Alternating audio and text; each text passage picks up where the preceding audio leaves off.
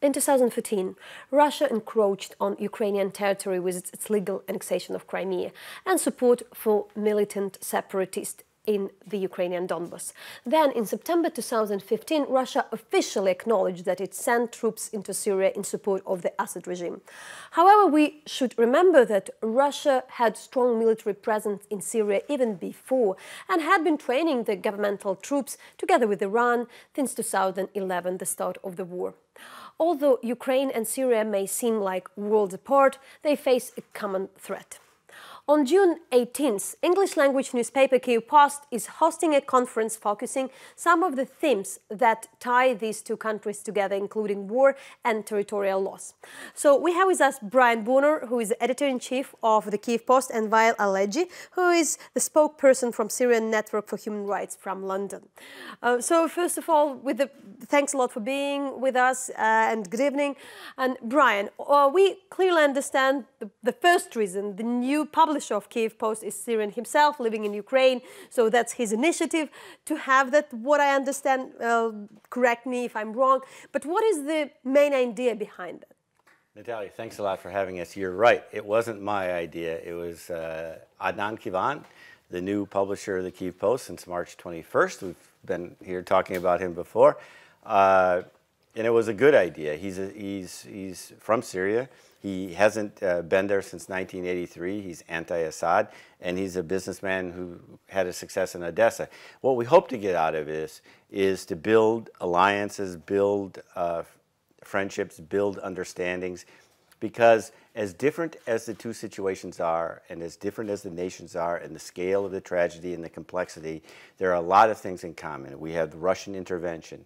Without Russia, there is no war in Ukraine. Without Russia, the situation is less complicated and there are more chances for peace in Syria. Russia is playing a destructive role in both countries, helping to dismember both countries, wants to stay in both countries, has been indiscriminately bombing, including civilians, creating a refugee crisis. The aims are the same, is to weaken the West, both in Ukraine, Western oriented, and also to weaken the West by creating a refugee crisis. Now, they've used a lot of the same tactics. They've used the paramilitary groups, the Wagner group started in the Donbas and moved to Syria. They've also disinformation campaigns that are being used in Syria today will be very familiar to Russia. So the deeper, it will be very familiar to Ukrainians. So the deeper you look, there are similarities, and we really, this is a first of its kind conference. We're bringing in Syrians, Ukrainians, international experts on Syria.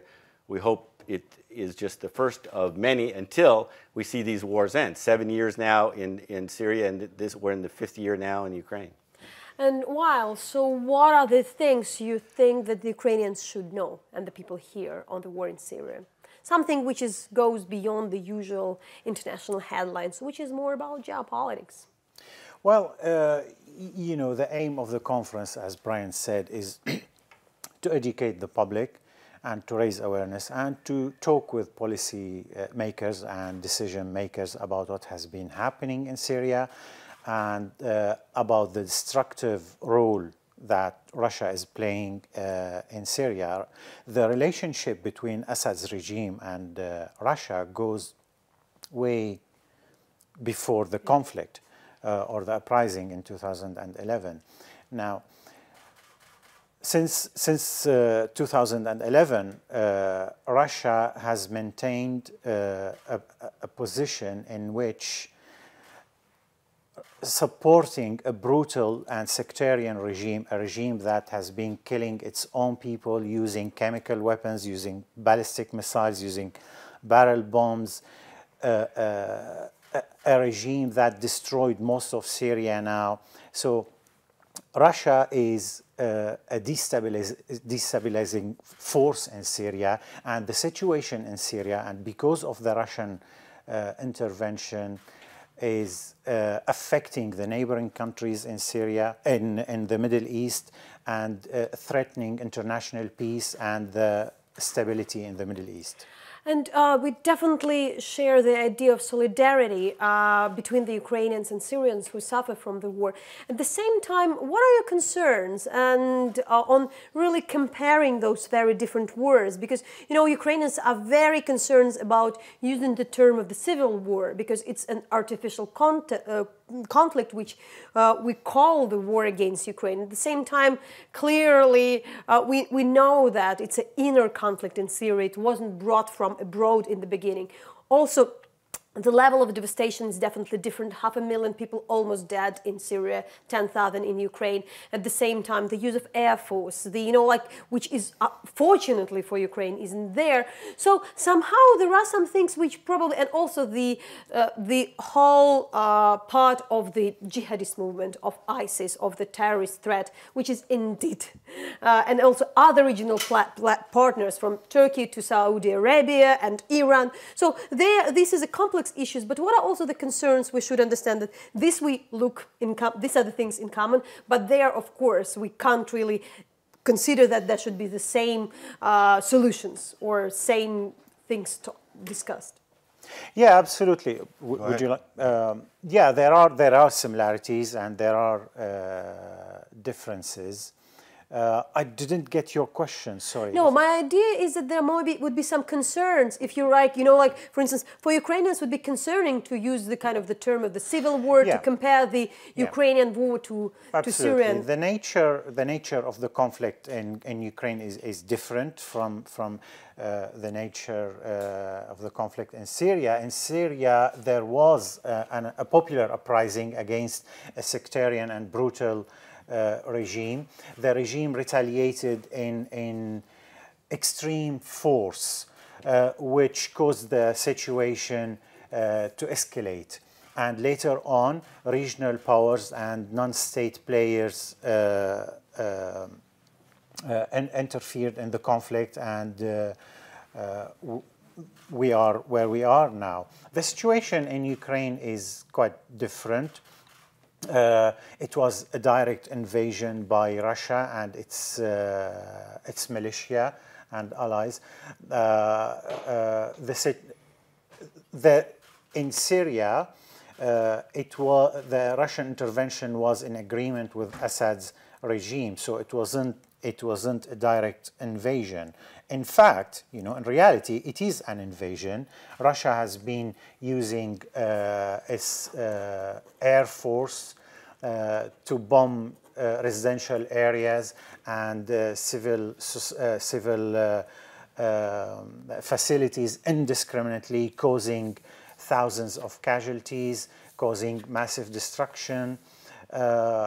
This didn't happen nationwide. So the Russians have been bombing almost everywhere in Syria. This didn't happen in Ukraine. Now, in terms of the political solution, I think the mechanisms are different and geopolitics are different and the international mood is different.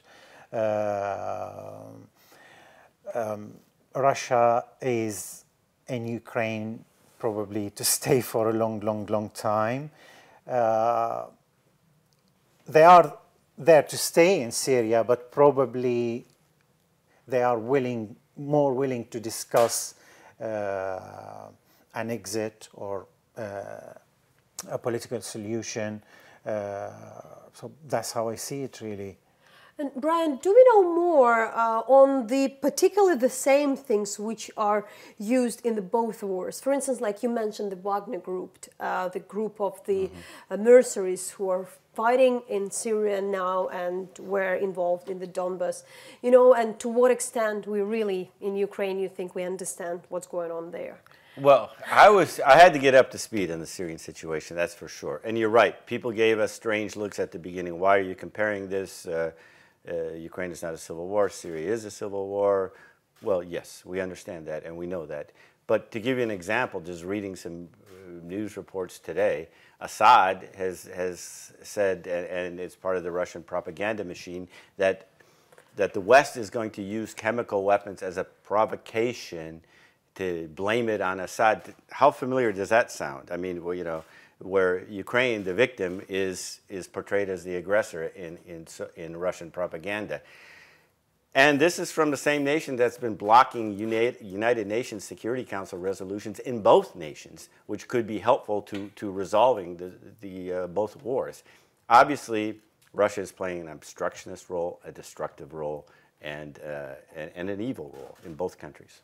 What also interesting that what we know from this year, there was the Yalta conference in the occupied Crimea run by Russia, and there were the senior officials from the Syrian regime there, quite a few, because of course they would be outcast in some of the countries.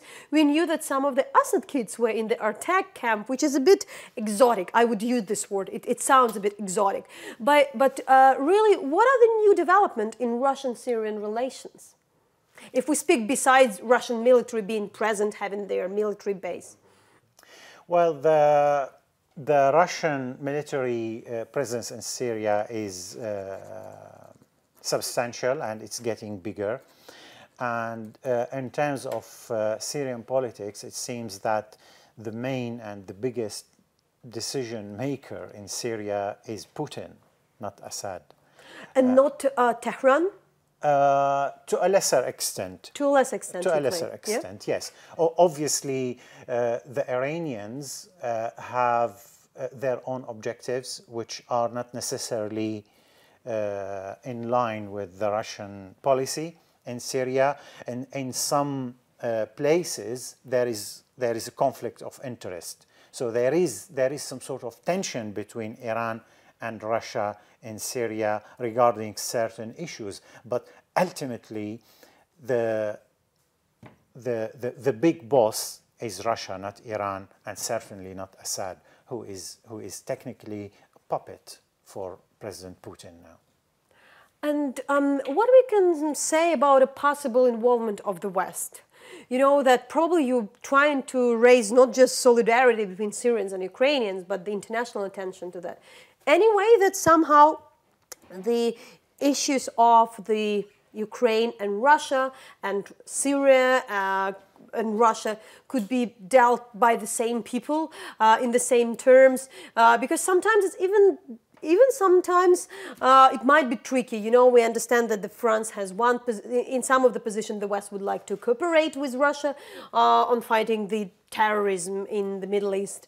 So somehow it's not that bad that sometimes those issues are separated. I think we want to look out of our situation and out of the Syrian situation. And when you look at Russia's role, we want to show the world that actually the aims are quite similar in both cases, and the target is really the West. The ultimate target is the West. You know, vastly more complicated. Imagine if in this war we had not only Russia invasion, but we had Belarus, Poland, Romania, Hungary. I mean, you'd have a complicated set of actors. But if you look at the situation, there are some of the same players involved.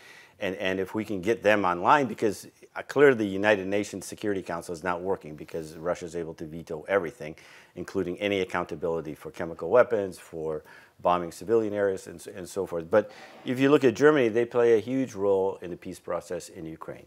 If you look at Germany's role in Syria, well, when Obama did not draw the red line on chemical weapons, Putin came in. And at that time, Assad was very weak, and he strengthened Putin. And at the same time, Angela Merkel in Germany said, we will take up to 1 million refugees. Well, Putin created those 1 million refugees. And now Germany that refugee crisis has altered the political landscape. As you know, Germany is going through domestic political crisis because of this. And Germany is also one of the biggest donors to Syrian refugee issues. So if you get Germany and the big players involved, and hopefully get America re-engaged somehow, and Turkey, you can start to see how the situation could get better. But unfortunately, I don't think anybody who I've talked to in both wars sees an end very quickly. What is also interesting is the way how Russia is perceived in the Arab world, because of course previously, before this war, there was a pretty huge support. Traditionally, there was a support to Russia. You know, it's a part of the anti-Americanism which is there. But of course, the Syria the Russian involvement forced a huge part of the Arabs to be very concerned about what's going on. But my question would be rather to say to our audience, because our Eastern European experts are becoming the experts also on Syria now, what are the most important issues to understand? Because after Aleppo, we understand that still the opposition to the Syrian regime lost a lot of territory. So there is just a chunk territory in around Idlib. So more or less, doesn't matter that there is no easy solution now. It looks like the Russia and the Assad regime is winning, is clearly winning, and the opposition is losing the physical ground and, you know, first of all, the ground. Well, yes, you are right. They are winning militarily. They are gaining more territory, but these territories are completely destroyed. The society is completely crushed and divided. So, you know, I don't know if we can call it a victory. Yes, a victory for them because they are sick. They are mentally and psychologically and emotionally unstable. They are ruthless criminals. They inflicted that destruction.